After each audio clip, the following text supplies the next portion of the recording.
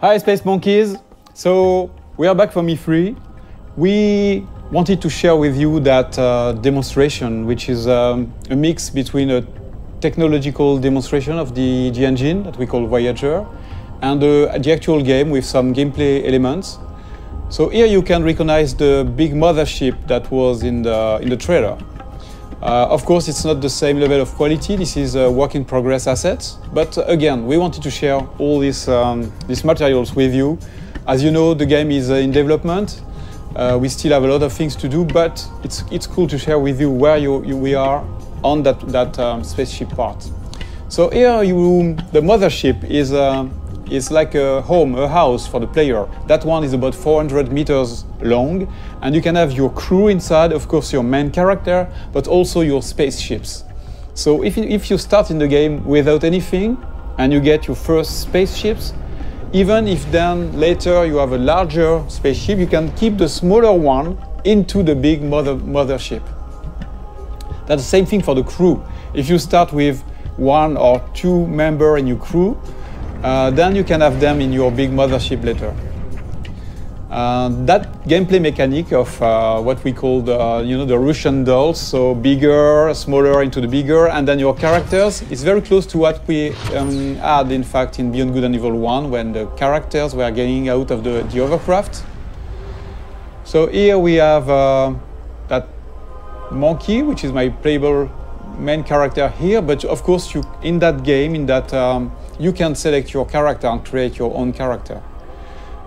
Just to give you a feeling of scale, that ship is about 20 meters long, and the other one, the mothership, is about 400 meters long. I'm going to go close to it so that you can see the size. So when we have large spaceships like that, the good thing, the interesting thing is that they are a real level of gameplay. You can go inside. We have interiors for those big ingredients. So imagine I'm at the beginning of the game. I'm starting the game. I have nothing, but I am like like in Beyond Good and Evil 1, you start without anything, and you have to get some money to like level up and get your first vehicles. So imagine I'm just delivering pizzas. Here it's like a side quest or just a way among many to get some money. I'm delivering pizzas to those guys. So imagine it's not my spaceship. That's the beginning of the game, and this could be an interesting way to trigger the first ingredients of the adventure, because the spaceship is a playable interior. You can get inside, you can sell your pizza, and then instead of getting out of the ship, you could decide to explore the ship. And why not discover that there is some slavery, some human trafficking and things like that. The good thing is that in Beyond Good and Evil 2, like in the first episode, you can take pictures. So if I'm taking a picture of evidence of the things I'm seeing in the game, then I can share those pictures with the guys in the city, for example, and then I can trigger discussions with those guys based on the picture I took. So that's a very interesting mechanic that can create that feeling that you can explore everything and you can gather informations and share those informations with NPCs, but also between players. Another very interesting thing here is the feeling of scale. Here we know that the players, they will explore everything. They will want to go everywhere. So we need to handle large-scale ingredients, like that huge statue, where you can go very close to it and you can look at all the details on the statues. And of course, you can go inside of this kind of statue, and you can also get on top of it. I just want to show you something interesting about the scale and the feeling of scale. So I'm going to land on the top of the statue, and you will realize how big it is.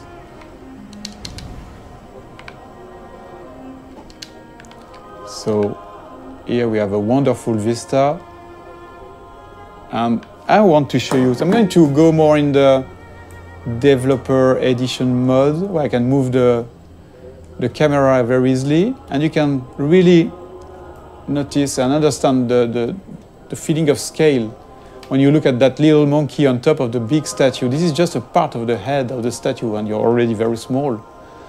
And it's very interesting to understand the scale of things. Here you see that the statue is really, really big. The statue is about 700 meters high. And the very interesting thing, again, is that, in fact, that statue, which is big, is just into a big city that is very small, in fact, compared to the continent here, the size of that big island, and which is a small part of a big planet. So you realize that you are just a little dot on that big planet, which is, in fact, just a small planet around a bigger one, which is a small dot in the big universe. So when we started that technology, we thought that we needed to handle that feeling of scale and in a realistic way. Before going into details, we wanted to make sure that the engine was capable of handling this kind of thing. When you look at this sunset, it's not exactly a sunset made by artists. It's really the combinations of physical ingredients, you know, the light that is changing depending on the atmosphere. So you can see here the different colors. And the fact that, of course, the planet is rotating around in space, around the big planet. So here I'm doing a kind of time lapse. I'm modifying the time so that you can understand better how it works. You see that everything is turning like in a real solar system. So yes, I'm increasing the speed. You see the night here with the cities. So another important thing is that you can, at any time, you can go everywhere. So if I'm going into another city, there is no loadings and things like that. Everything is seamless because it handles that big universe in a consistent way. There is no shit or things like that. You can really appreciate the point of view wherever you are. It will be the same mechanics. So that was one of the big features we wanted to make sure that we had before showing the game to the public, to everybody, so that we wanted to make sure that the technology was working and this big ambitious game was feasible. I'm going back to my spaceship. I want just to show you some gameplay ingredients. I'm going to change a little bit the time so that we have a bit more sun. Yeah. So that spaceship is very, very nice. It's very close to the Beluga we had in Beyond Good and Evil 1. It can handle very large speed, but it's also very easy to do loopings and trigger very fast movements. So it's a dogfighter. I can increase the speed. So this is a classic plane speed we have on Earth. We are about 1,000 kilometers per hour.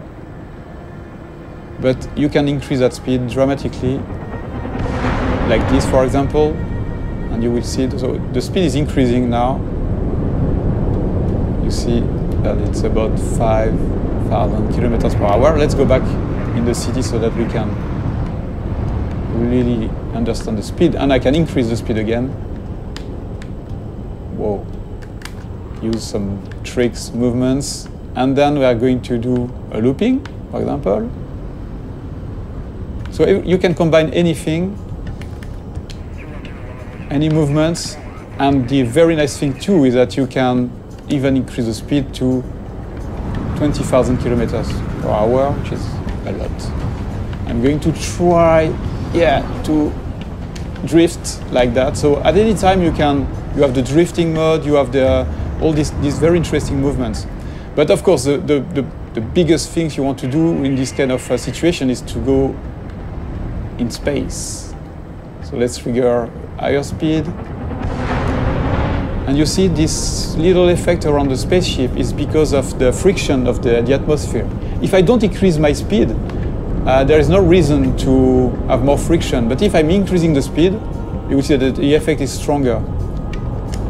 And same thing if I'm going very, very fast. So depending on the quantity of atmosphere, you can have a stronger effect. Until you start burning. But you see, with those very high speed, you can really travel very, very far and very fast.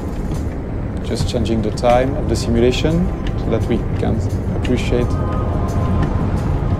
a wonderful view in space. So if I decide to go on this planet or the satellite, which is somewhere around there, I can go there seamlessly. And the more the further you are of the planet, the faster you can go because there's no more atmosphere, so no more friction. So here still have a little friction. But of course you can go back onto the planet whenever you want.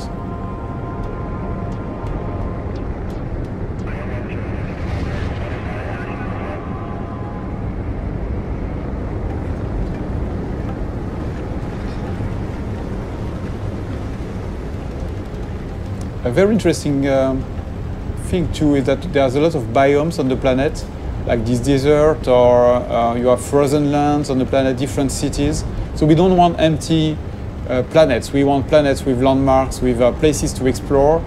There are mountains where you have some monks living there. So they're not empty, repetitive planets. The planets we aim to work on, to make our planets with life. And the planet itself is living somehow. For example, that planet has different, I would say, big biomes. Because that planet, as I told you, is a satellite of the bigger one, the one that is in the foreground. A part of that planet is protected, like the moon. Our moon is a part of the moon is protected by Earth. From the big asteroids and meteorites. So here that's exactly the same thing. The cities are built in the safe place where nothing is falling from space. But I will show you a bit later the opposite part of that planet, where you can have real-time giant meteorites, asteroids falling and modifying the planet's ground. The very interesting thing is that this kind of event is connected to the life on the planet. So that, yes, you've got those cities on the safe place, but once the big, giant meteorites are falling on the other side of the planet, then you have the big companies that are sending the slaves on those very dangerous places. And a lot of slaves are dying trying to gather the meteorites goods, all the things that are falling from space and crashing. They are taking those rare materials and risking their life. So it's not just about the planet on one side and the story on the other one. The planet and the story are connected, and that's a very important thing for us. So again, let's look at that planet modification process. Okay, so now we are back on the other side of the planet, the side that is bombarded by meteorites. Here, we just want to showcase the ability that we have in the engine to modify the whole planet in real time. So here, for example, imagine that you're flying over that region. You can have a huge meteorite falling in front of you, and you will have all these one incredible effects on the planet, but also on the other spaceships. So that's a very important feature for Beyond Good and Evil. We want interactivity to be the heart of the whole experience, not just with character, not just with spaceships, but also with a big, huge planet. So thank you for watching that video. This is our first Space Monkey debrief.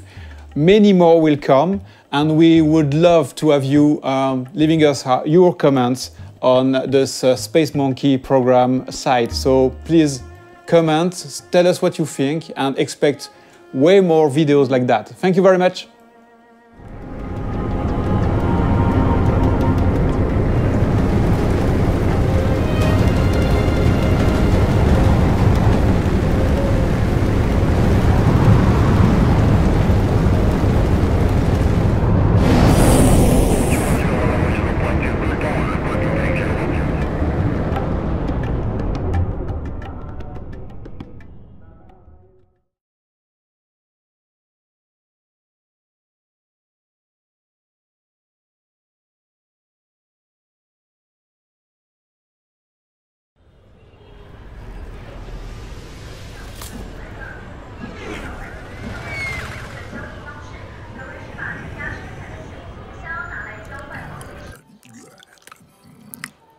Where's your master? I don't deal with domesticated. Hey, the fuck? I ain't got no master, but I do have your little toy. Show me the idol. Show me the Redeemer. Here you go, mate.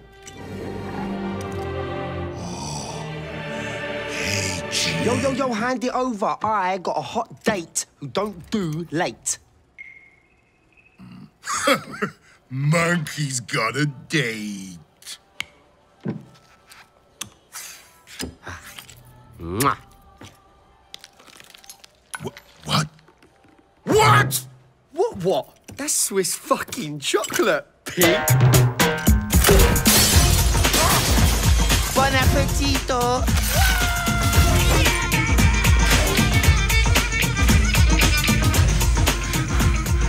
I want every fucking cop in this fucking city after that fucking bastard! Grab my chassis, Noxie!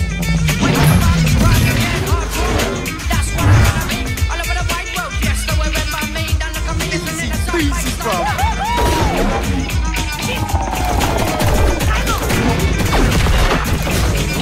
Wearing bang, motherfuckers!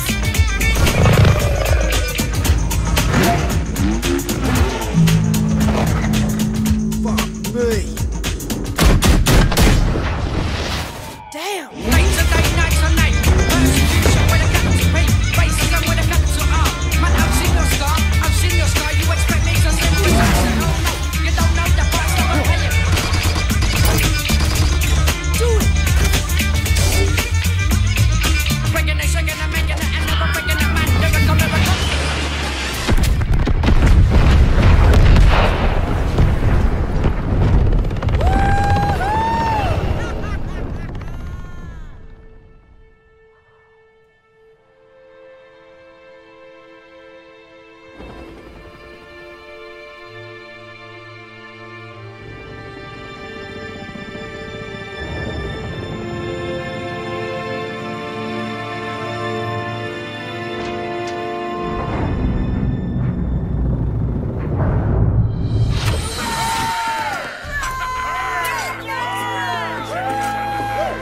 It's about bloody time. Let's see what we've got.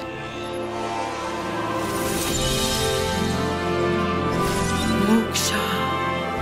Just as Yama described it. True freedom lies beyond.